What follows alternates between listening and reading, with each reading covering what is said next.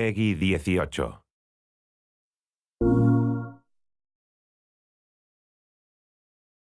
My name is David Hughes and I'm a disease biologist. I study infectious diseases and I'm an assistant professor of biology and entomology at Penn State University.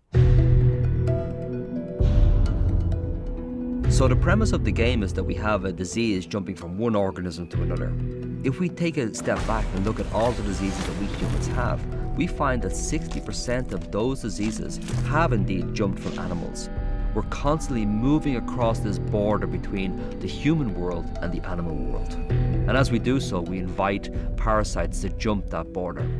AIDS is the classical example. It jumped from being in a chimpanzee, where it doesn't seem to be particularly virulent or dangerous, into humans. Consequently, 75 million people have become infected by HIV, 35 million people have died. And there are many more examples besides that. The classical example is the 1918 bird flu. After the First World War, this killed more individuals than the First World War itself. That jumped from an avian source into humans.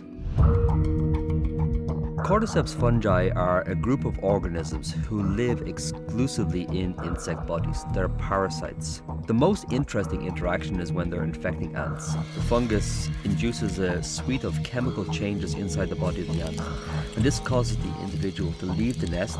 The ants ascend small saplings in the understory vegetation, and they have what really does appear to be a directed behavior. They're moving towards the midpoint of a leaf, and there they're finding the tissue and they're biting deeply into it.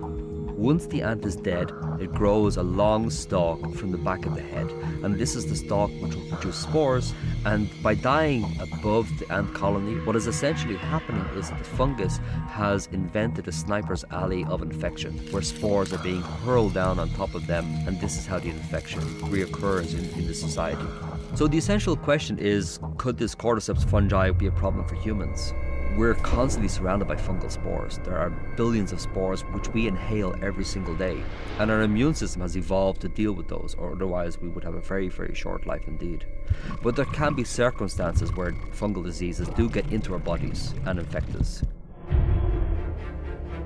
It's not just our increasing population that's a problem, we're also turning up the thermostat on the planet, and this leads to massive problems in and of itself. Another problem, of course, is the airplane. We have this ability to move across the planet over the course of hours.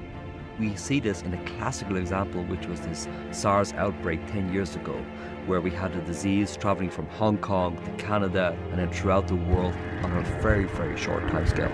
So what we're doing with this world is we're creating a place which, in the immortal phrase, is hot, flat and crowded. And these unholy trinity are working together to lead to ever-increasing diseases. And that's a problem for us. So in the game we see the human population being eradicated by a parasitic organism. Could that happen? In our sanitized, urbanized world, we probably think that it's unlikely.